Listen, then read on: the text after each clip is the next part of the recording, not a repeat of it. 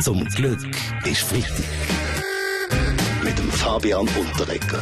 Die Woche müssen wir noch einmal diskutieren. Das Debakel vom FC Zürich haben wir ja vorher schon gehabt. Jetzt reden wir vom Tennis, der Roger National.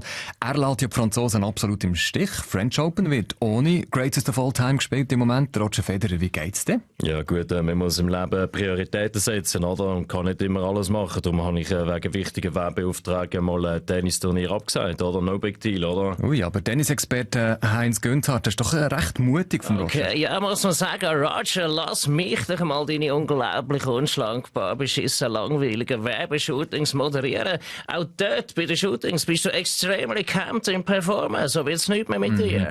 Meine Herren, wir wechseln schnell Thema und zwar gehen wir zum nationalen Countdown. Am 1. Juni, alle schauen und fiebern dort her.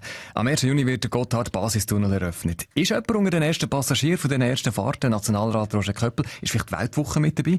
Wenn du reinkommst, wird's dunkel, wenn du rauskommst, wird's hell. Um was geht's? Der Tunnelblick. Wir von der Weltwoche haben herausgefunden, dass der erste Passagier, der durch den Gotthard fährt, ein Geissbock sein wird. Tatsache ist die, eine Fahrt durch den Gotthard ist wie die Weltwoche. Es wird sehr schnell langweilig. Ja, hallo zusammen, ich bin's, der Baschi. Ja, mit dem Gotthard ist es wie mit meiner Karriere, oder? Zuerst geht's schnell rein und dann wird's immer dunkler und bleibt lang dunkel und dunkel und dunkel. Ciao zusammen, das ist der Blick am Morgen. Wer andere einen Tunnel grabt, fährt selber rein. Letztes Thema noch zum Abrunden vielleicht von dieser heutigen Runde hier. Der hat sicher gelesen, wir haben darüber berichtet, einem Basler Lehrer den Händedruck verweigern kann in Zukunft einen Buß von bis zu 5'000 Franken nach sich ziehen. Wir von der Weltwoche haben herausgefunden, dass hinter dieser Regel die Basler Pharmaindustrie steckt. Weil so garantiert ist, dass jeder vom Virus infiziert wird. Punkt. Zum Glück ist Freitag.